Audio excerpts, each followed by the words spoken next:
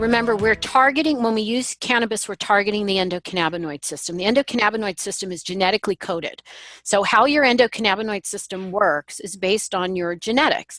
So for instance, we know that with Dr. Ethan Russo's work, that endocannabinoid deficiency is a real condition. And there are people who suffer with migraines, fibromyalgia, irritable bowel syndrome. That's the triad that Dr. Russo explains.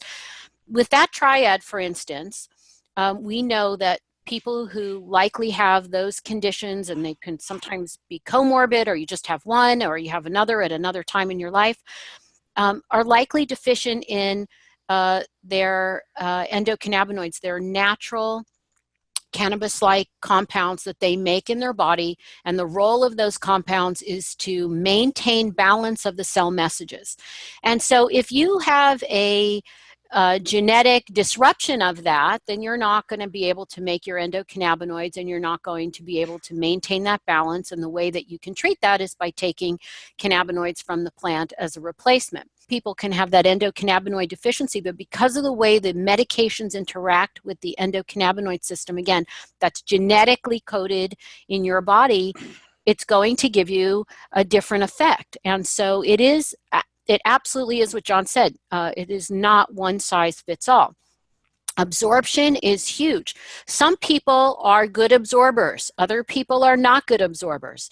And then for metabolism, there's 4 different categories of the way people metabolize, from very poor poor metabolism, all the way up to people who are ultra efficient metabolizers, and they just kind of, it's in their body for 14 seconds. So depending on how much you absorb, and most people don't know this, but even though cannabis is a plant and these compounds are natural, we don't absorb 100% of what we take. If I give somebody 20 milligrams of CBD, they do not, let's say sublingually, they don't absorb it. It's not through the gut is not a very efficient way to take it.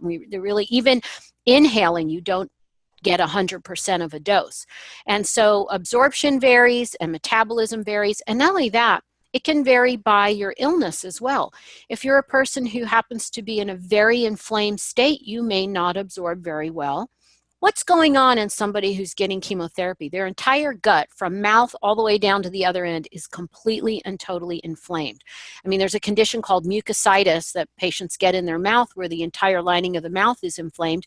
We know now, and there's studies that show that the gut is extremely inflamed. That is not where you want to put medicine that's supposed to make you feel better. There are some people who just don't absorb or metabolize cannabis very well, or they metabolize it too fast.